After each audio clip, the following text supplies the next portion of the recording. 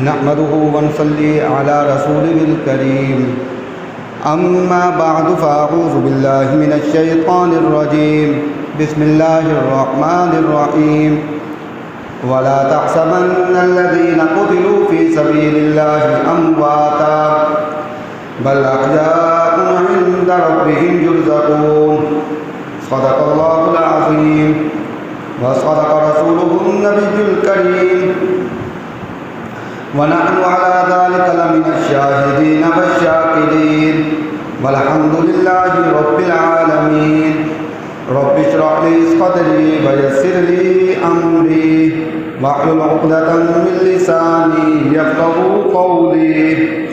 رب زدني علما رب زدني علما رب زدني علما۔ بلند آواز سے ایک مرتبہ نماز والا درود شریف پڑھ لیں۔ اللهم صل على محمد وعلى آل محمد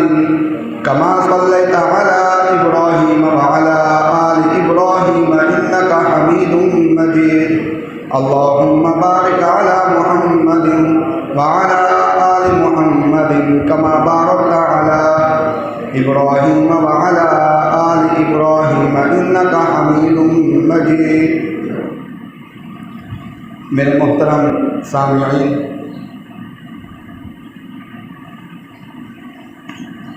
میں نے آپ کے سامنے قرآن مجید کی ایک آیت تلاوت کی ہے۔ اس آیت میں اللہ تبارک و تعالی نے شہداء کا ذکر فرمایا ہے، اور شہداء کی نسبت سے یہ جو مہینہ اسلامک مہینہ ہے، یہ شوال المکرم کا مہینہ ہے۔ شوال المکرم کے مہینے کی غزوہ احد کے ساتھ بہت گہری نسبت ہے۔ غزوہ احد ایک معرکہ ہے جو نبی کریم صلی اللہ علیہ وسلم نے اپنے ساتھیوں کے ساتھ مشرکین مکہ سے لڑائی کی۔ اور یہ کیوں پیش آیا؟ جب نبی کریم صلی اللہ علیہ وسلم مکہ مکرمہ سے ہجرت فرما کر مدینہ منورہ رہنے لگے تو مشرکین مکہ نے مسلمانوں کا تعاقب جاری رکھا، اور مسلمانوں سے لڑنے کے لیے، ان کو کمزور کرنے کے لیے، ان کا وجود ختم کرنے کے لیے، ان سے لڑنے کے لیے آئے۔ تو پھر پہلا معرکہ جو ہوا وہ بدر کے میدان میں، جس کو غزوہ بدر کہتے ہیں۔ غزوہ بدر کی حالت یہ تھی کہ مشرکین مکہ کے پاس وسائل بھی زیادہ تھے، تعداد بھی زیادہ تھی، اس کے مقابلے میں نبی کریم صلی اللہ علیہ وسلم کے ساتھیوں کی تعداد بھی کم تھی اور اسلحہ بھی کم تھا۔ اس کے باوجود بھی اللہ تبارک و تعالی نے مشرکین مکہ کو ذلیل کیا اور نبی کریم صلی اللہ علیہ وسلم کو عزت دی۔ اور اس غزوہ بدر میں مشرکین مکہ کے بہت بڑے بڑے سردار مارے گئے، جس میں ابو جہل جو سب سے زیادہ مخالف تھا نبی کریم صلی اللہ علیہ وسلم کا، وہ بھی مارا گیا۔ بڑے بڑے جو مکہ کے سردار تھے مشرکین کے، وہ اس میں واصل جہنم ہوئے، مردار ہوئے، مارے گئے۔ مشرکین مکہ اب یہ چاہتے تھے کہ ہم کسی طریقے سے اپنے بڑوں کا بدلہ لیں، تو بدلہ لینے کے لیے وہ آئے نبی کریم صلی اللہ علیہ وسلم سے اور صحابہ کرام رضی اللہ عنہم اجمعین سے بدلہ لینے کے لیے آئے۔ تو انہوں نے احد، جو جبل احد ہے، احد کا پہاڑ ہے، اس کے دامن میں آ کر انہوں نے ٹھہراؤ کیا، وہاں ٹھہرے۔ اسی دوران نبی کریم صلی اللہ علیہ وسلم کو یہ بات معلوم ہو گئی، تو آپ نے مشورہ کیا کہ کیا کیا جائے، مدینہ منورہ میں رہ کر لڑا جائے یا ہمیں بھی سفر کر کے احد کے پہاڑ تک جانا چاہیے، کیا کرنا چاہیے؟ تو آپس میں مشورہ ہوا کہ احد کے پہاڑ جانا چاہیے تاکہ ایک دشمن پر رعب بھی پڑ جائے، اور دوسرا یہ ہے کہ احد کے پہاڑ پر جا کے جبل احد میں ان کو مزہ چکھایا جائے، ان کو شکست دی جائے۔ نبی کریم صلی اللہ علیہ وسلم نے صحابہ کرام رضی اللہ عنہم اجمعین کی جان نثاری اور جوش و جذبہ دیکھا تو آپ نے کہا کہ ٹھیک ہے، غزوہ احد میں احد کے پہاڑ کی طرف چلتے ہیں، تو روانہ ہو گئے۔ اب ایک بہت بڑا غزوہ ہے غزوہ احد،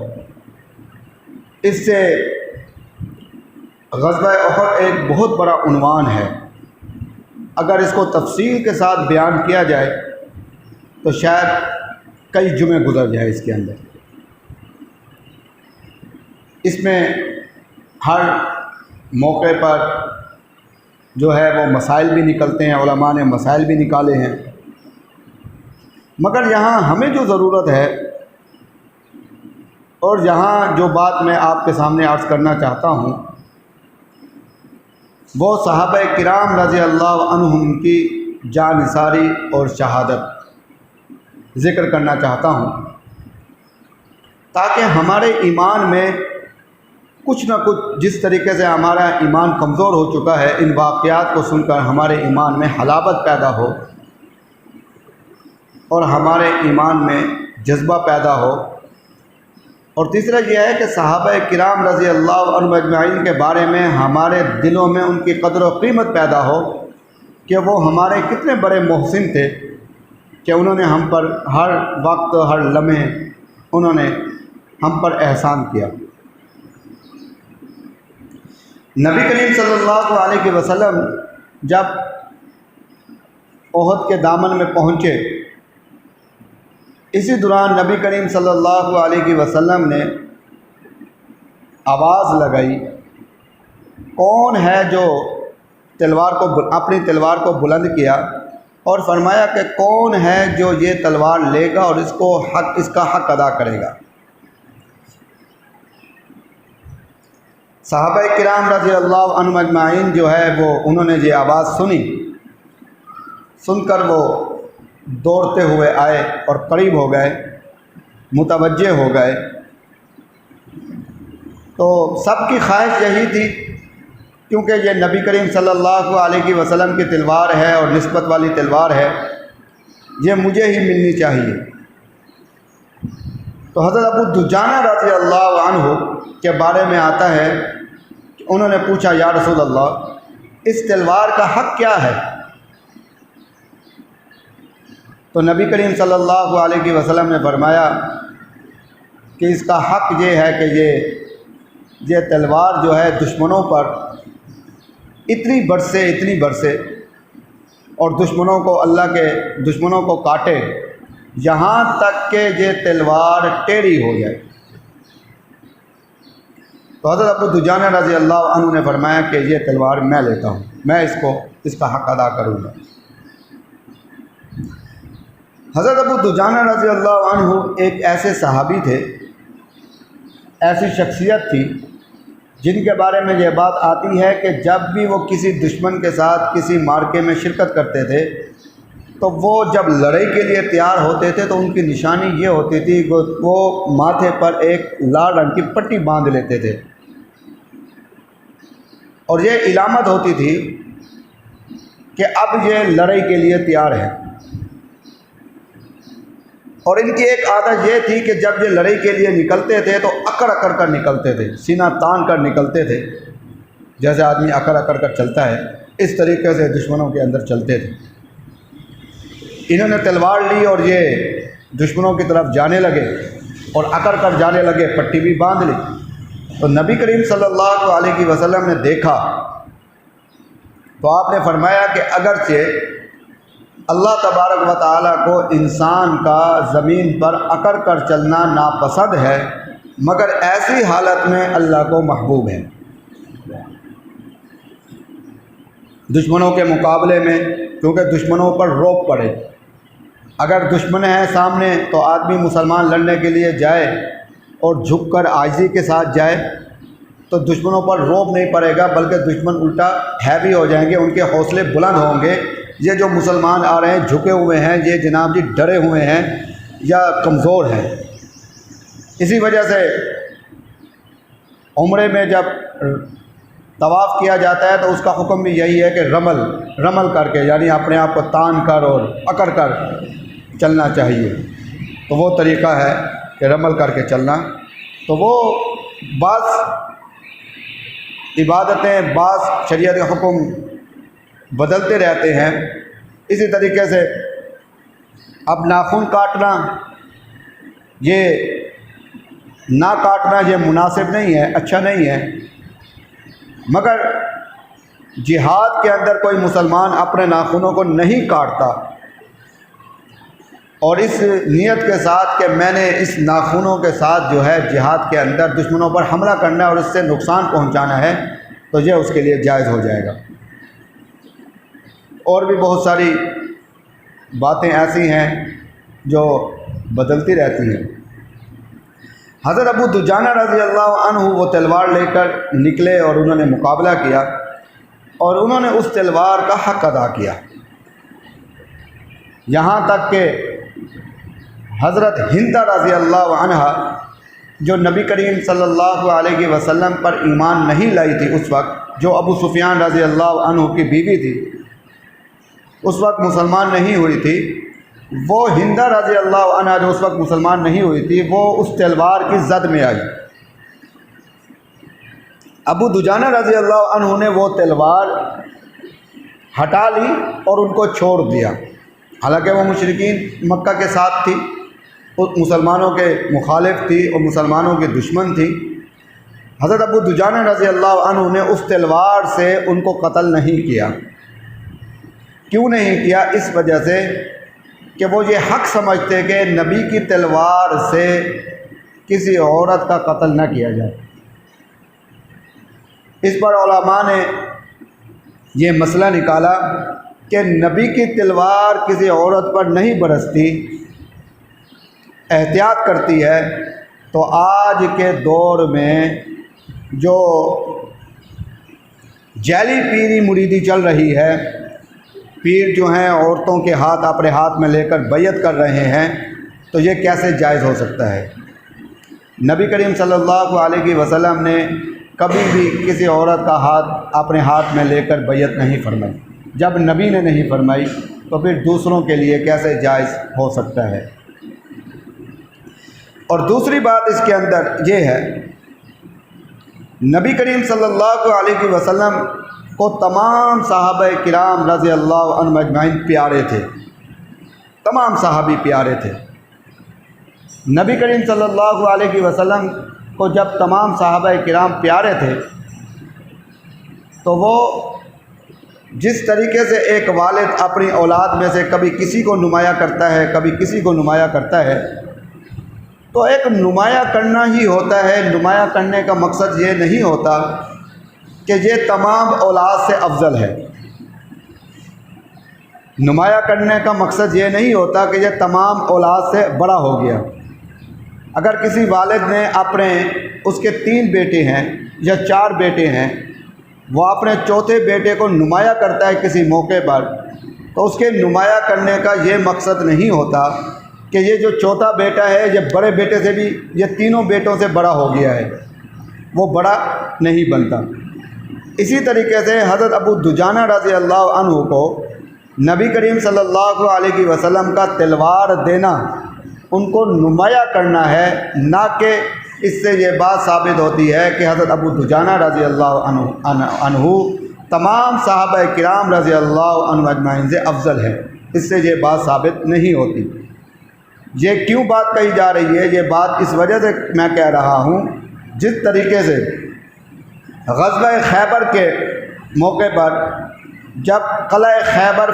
فتح نہیں ہو رہا تھا تو نبی کریم صلی اللہ علیہ وسلم نے فرمایا کہ میں کل جھنڈا اس آدمی کو دوں گا جو اللہ اور اس کے رسول سے محبت کرتا ہے،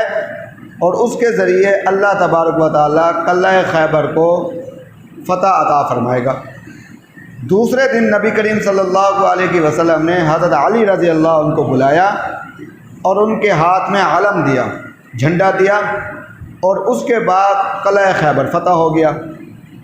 اس پر جو صحابہ کرام رضی اللہ عنہ اجمعین سے بغض رکھنے والے ہیں اور جو یہ دعویٰ کرتے ہیں کہ حضرت علی رضی اللہ عنہ جو ہیں ان کا نمبر پہلا ہے، اس کی دلیل یہ دیتے ہیں کہ غزوہ خیبر کے موقع پر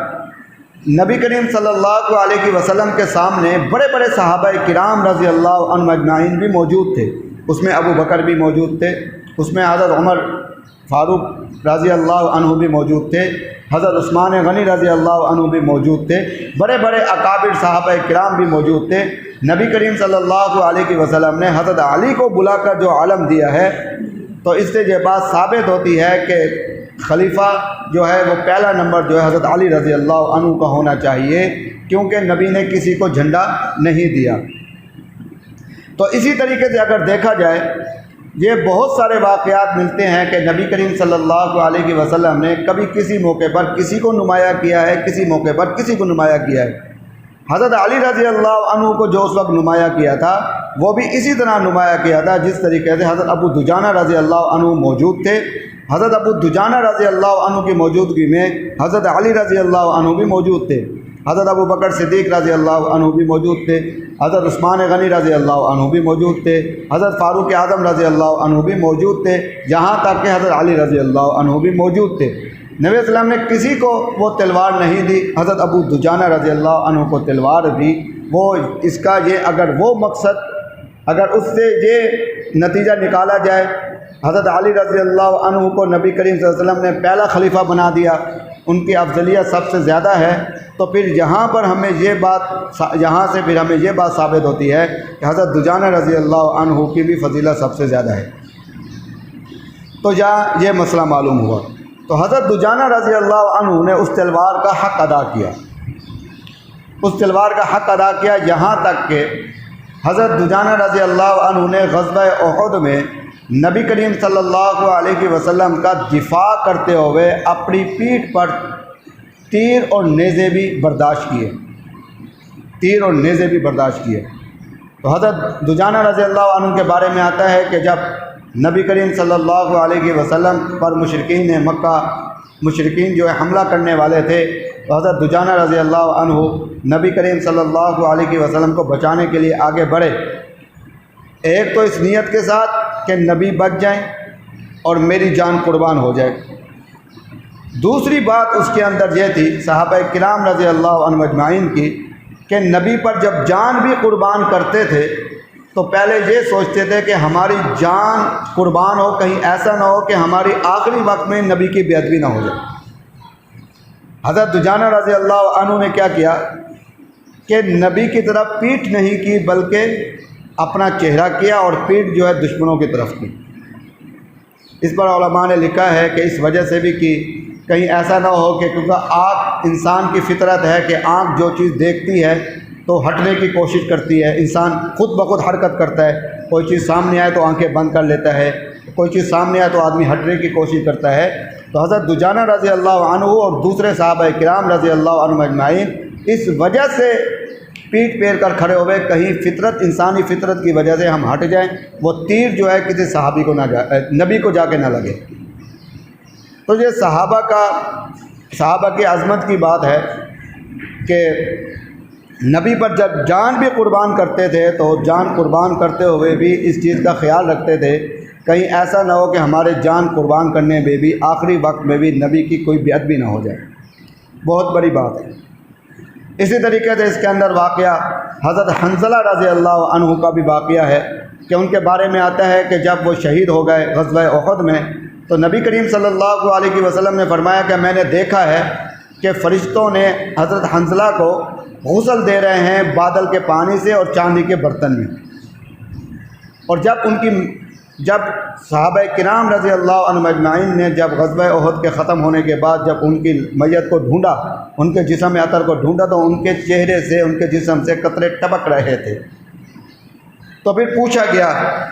تو پھر یہ بات بتائی گئی کہ یہ وہ صحابی ہیں جو غسل کی حالت میں تھے اور نبی کریم صلی اللہ علیہ وسلم کی جب جہاد کی آواز ان کے کانوں میں پڑی اور انہوں نے غسل کرنا بھی مناسب نہیں سمجھا کہ کہیں ایسا نہ ہو کہ حکم میں تاخیر ہو جائے، حکم کی تاخیر کا خیال رکھتے ہوئے فوراً جہاد میں نکل پڑے، حکم میں تاخیر نہ ہو۔ تو اللہ نے ان کو یہ نبی کے حکم کی تاخیر نہ کرنے کی وجہ سے، اس کا خیال رکھنے کی وجہ سے اللہ نے ان کو یہ سعادت نصیب فرمائی کہ اللہ نے ملائکوں کے ہاتھوں سے ان کو غسل دلوایا۔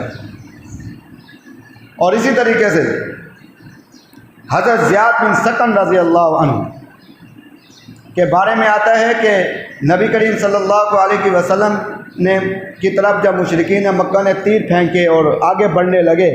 تو نبی کریم صلی اللہ علیہ وسلم نے اعلان فرمایا کہ ہے کوئی جو اپنی جان میرے لیے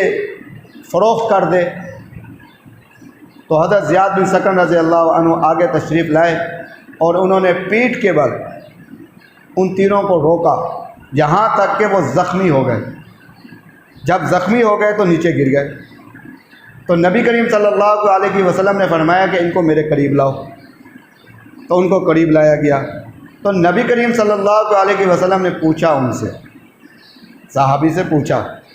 کتنی محبت فرماتے تھے صحابہ کرام رضی اللہ عنہم اجمعین سے، آپ نے پوچھا کہ تمہاری کوئی آرزو، اس صحابی سے پوچھا کہ تمہاری کوئی آرزو ہو۔ صحابہ کرام رضی اللہ عنہم اجمعین کی کوئی آرزو نہیں تھی۔ کیا آرزو تھی؟ ان کے بارے میں آتا ہے کہ ان کی یہ آرزو تھی، ان کے عمل سے معلوم ہوتا ہے ان کی آرزو کیا تھی۔ انہوں نے اپنا چہرہ مبارک اٹھایا، تھوڑا سا اٹھا کر نبی کریم صلی اللہ علیہ وسلم کے قدموں پر رکھ دیا، قدموں پر رکھ کر اسی وقت ان کی روح قبض ہو گئی۔ علماء فرماتے ہیں کہ صحابی کی آرزو کیا تھی؟ نبی سے محبت، نبی کی نسبت، کوئی آرزو نہیں۔ اسی طریقے سے غزوہ احد میں نبی کریم صلی اللہ علیہ وسلم نے فرمایا کہ سعد بن ربیع نظر نہیں آ رہے، ان کو دیکھو۔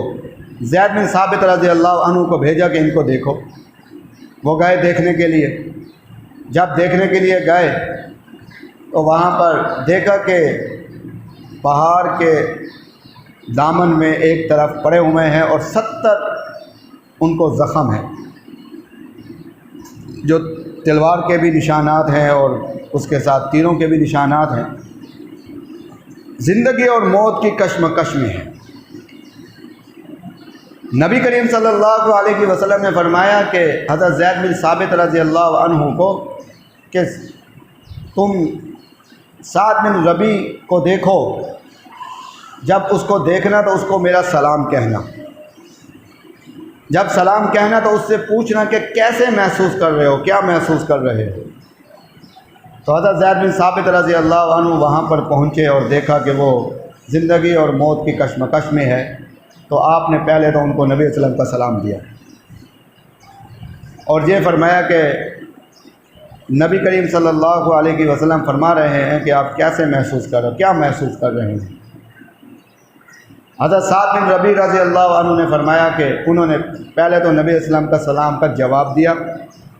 پھر جو ہے وہ سلام کا جواب دیا جو زید بن ثابت رضی اللہ عنہ لائے تھے، ان کو کہا کہ آپ پر بھی سلامتی ہو۔ اس کے بعد فرمایا کہ اللہ واللہ، اللہ کی قسم میں جنت کی خوشبو محسوس کر رہا ہوں۔ پھر فرمایا کہ نبی کریم صلی اللہ علیہ وسلم کو یہ پیغام دے دینا کہ اللہ تبارک و تعالی میری طرف سے اور پوری امت کی طرف سے آپ کو جزائے خیر عطا فرمائے کہ آپ نے ہمیں ہدایت کا راستہ دکھایا۔ دعا دی۔ اس کے بعد تیسری بات جو فرمائی، ایک صحابی رسول سعد بن ربیع رضی اللہ عنہ زندگی اور موت کی کشمکش میں ہیں اور اپنے گھر بار سے، اپنے وطن سے دور ہیں،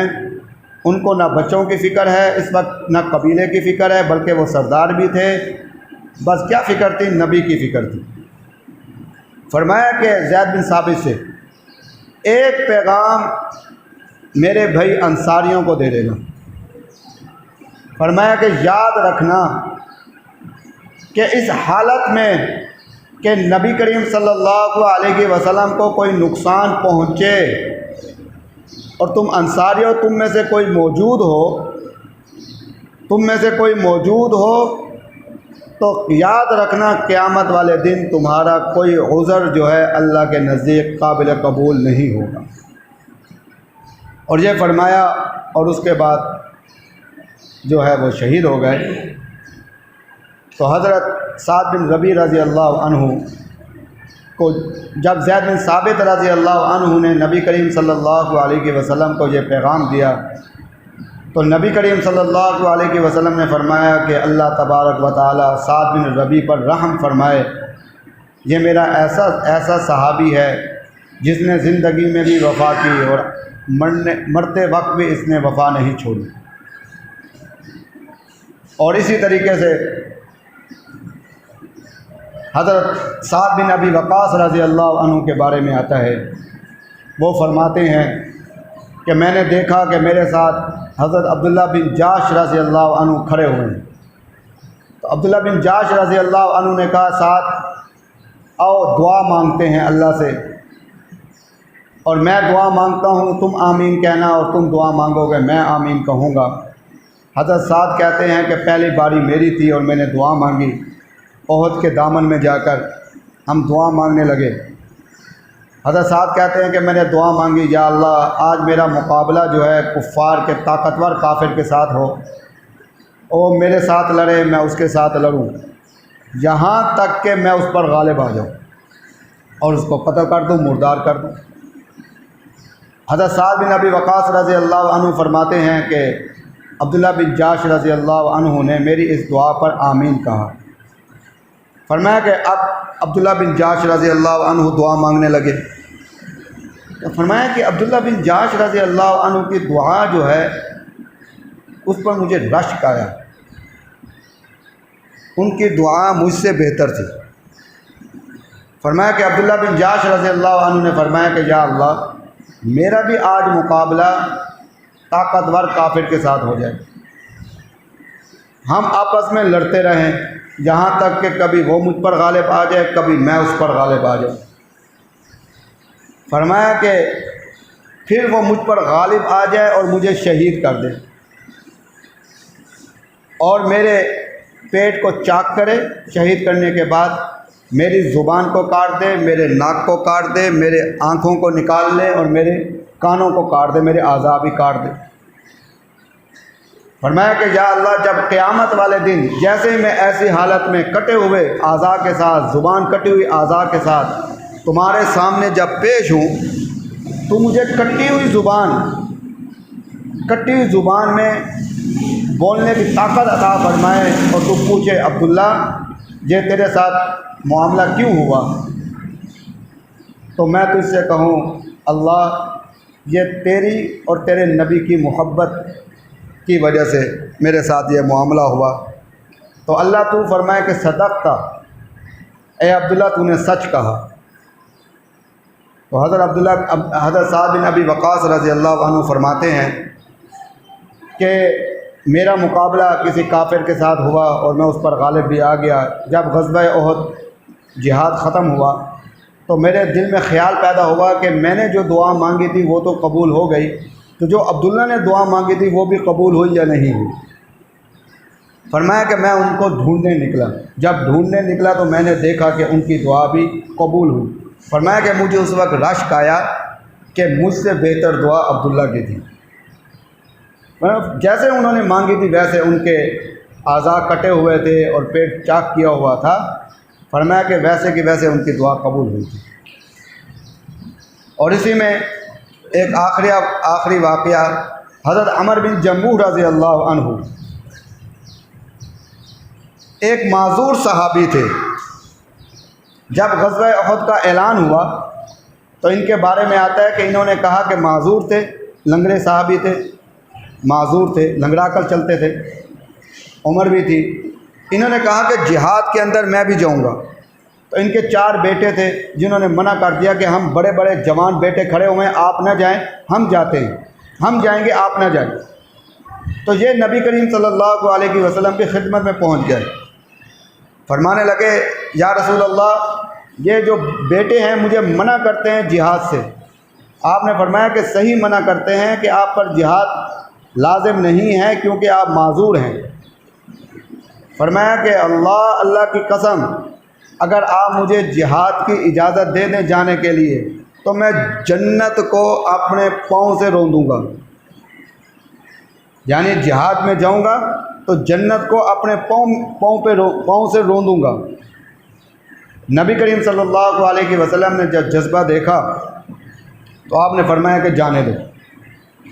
جب وہاں گئے عمر بن جموح رضی اللہ عنہ وہاں پر شہید ہو گئے۔ جب شہید ہو گئے، شہید ہونے کے بعد تب ان کے ورثاء تھے، وارث تھے، انہوں نے ان کی میت کو اٹھایا اور اونٹ پر رکھا تو مدینہ منورہ کی طرف لانا چاہتے تھے تو اونٹ نہ چلے، اس کو کھینچے نہ چلے، اور اس کا رخ جب احد کے پہاڑ کی طرف کریں تو وہ چل پڑے۔ بڑی پریشانی، نبی کریم صلی اللہ علیہ وسلم کی خدمت میں حاضر ہوئے۔ فرمایا کہ یا رسول اللہ، وہ ہمارا جو والد ہیں عمر بن جموح، تو ایسا معاملہ ہے کہ ہم نے ان کے جسم کو اونٹ پر رکھا ہے، اونٹ مدینے کی طرف رخ کرتے ہیں تو ضد کرتا ہے، احد کے پہاڑ کی طرف رخ کرتے ہیں تو چل پڑتا ہے۔ تو آپ نے فرمایا کہ کیا عمر بن جموح جب گھر سے نکلا تھا اس وقت اس نے کوئی دعا تو نہیں کی تھی؟ فرمایا کہ ہاں، ان کی بیوی نے کہا کہ ہاں ایک دعا کی تھی، وہ دعا مانگ رہے تھے، میں نے سنا تھا، اللہم ارزقنی شہادتاً وترد اہلہ، یا اللہ مجھے شہادت نصیب فرما اور مجھے گھر واپس مت لٹا۔